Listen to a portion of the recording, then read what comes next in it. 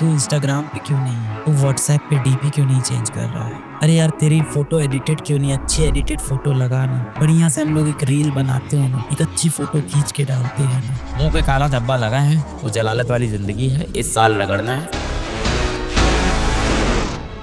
जिसके 700 प्लस आ रहे हैं बेटा, जिसके भी 680 प्लस आ रहे हैं, सबकी स्ट्रेटेजी अलग अलग रही, पर सबकी कुछ कॉमन बातें थी। सबसे पहली कॉमन बात थी तो इन सब की एक खास बात थी कि इन सब के बैकलॉग होते ही नहीं थे। इन सब से मैंने बात की, किसी के 5, किसी के 10, इससे ज्यादा बैकलॉग किसी के बने ही नहीं। और जिस दिन इनके बैकलॉग बनते थे एकदम जिद पे आ जाते थे कि संडे से पहले अपना बैकलॉग मैं खत्म कर दूंगा। कुछ और भी खास बात निकल के आई कि इन सब ने, देखो कहने को तो इन सब ने यही बोला कि मैं 10 से 12 घंटे पढ़ा हूँ, और अगर मैं बात करूँ तो इन सब ने पिछले 1 साल में, 1.5 साल में सोने, नहाने और पढ़ने के सिवा जीवन में कुछ नहीं किया था। अब भले ही ये कितना भी आपको बताएं, आप कहीं भी सुनते हो, पर जितना मैं डिटेल में गया, डिटेल में समझा, सोना, नहाना, पढ़ना, खाना पकड़ लो, इसके सिवा इन्होंने कुछ भी नहीं किया है। मतलब मैं एवरेज लगा रहा था तो 16 घंटे ही निकल के आ रहे थे कि 16 घंटे, फिर सब बोला नहीं सर 16 घंटे कहाँ सर, इफेक्टिवली तो मैं मुश्किल से 10 घंटे पढ़ पाता था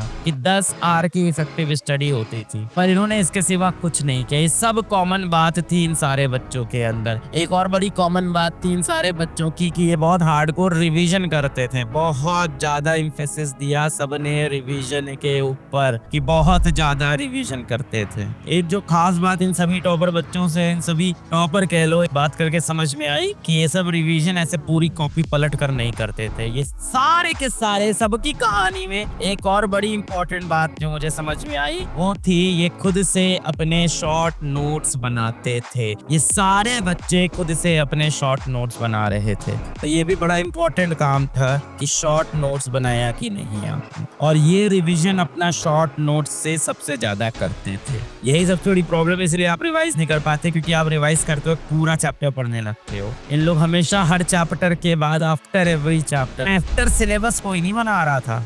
तुम सोच रहे हो कि एक बार सब खत्म हो जाएगा, जब टेस्ट पास में आएगा तो बैठ के मैं शॉर्ट नोट सारे बना लूंगा, जब कयामत की रात आएगी उस दिन मैं तैयार हो जाऊंगा, जिस दिन एग्जाम आएगा उस दिन मैं पढ़ लूंगा।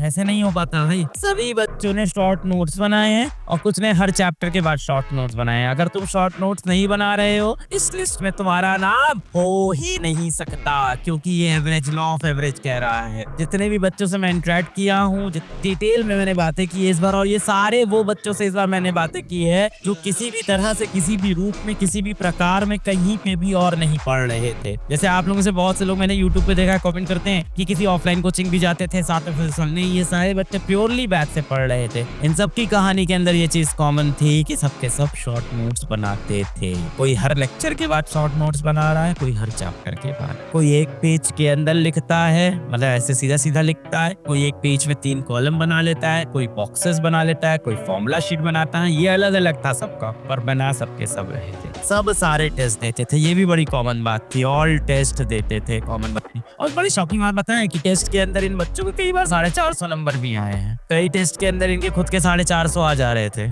फिर भी इनको फर्क नहीं पड़ रहा था। ये एनालिसिस करते थे, रिवीजन करते थे, फिर अगला टेस्ट देते थे। ये सारे कॉमन फीचर्स इन सारे बच्चों के अंदर मुझे देखे। मोस्टली 90% ऐसे थे जो सारे लेक्चर्स देख रहे थे। कोई 2x की स्पीड में देख लेता था, कोई लाइव देख लेता था, वो सबकी अपनी अपनी चॉइस थी। रिवीजन में आप बहुत लैग करते हो, क्लास में पढ़ते हो सब समझ में आता है, बहुत मजा आता है, अरे वाह सारे सवाल हो गए, फिर उसके बाद रिवाइज नहीं करते हो। तो वो ये हमेशा करते थे, क्लास के बाद रिवाइज करते थे, शॉर्ट नोट्स बना लेते थे, फिर रिवीजन जल्दी हो जाता था। बहुत सीरियस होना चाहिए, क्योंकि मुंह पे काला धब्बा लगा है कि पहली बार में ये नहीं निकला है। वो जलालत वाली जिंदगी है, इस साल रगड़ना है। ये जितनी भी चीजें आपको आसपास लग रही है, और जो भी दोस्त आपको कह रहा है कि तू इंस्टाग्राम पे क्यों नहीं है, तू व्हाट्सएप पे डीपी क्यों नहीं चेंज कर रहा है, अरे यार तेरी फोटो एडिटेड क्यों नहीं, अच्छी एडिटेड फोटो लगा ना, बढ़िया से हम लोग एक रील बनाते हैं ना, एक अच्छी फोटो खींच के डालते हैं ना, वो दोस्त बुरा नहीं है, वो बीमारी से ग्रस्त है।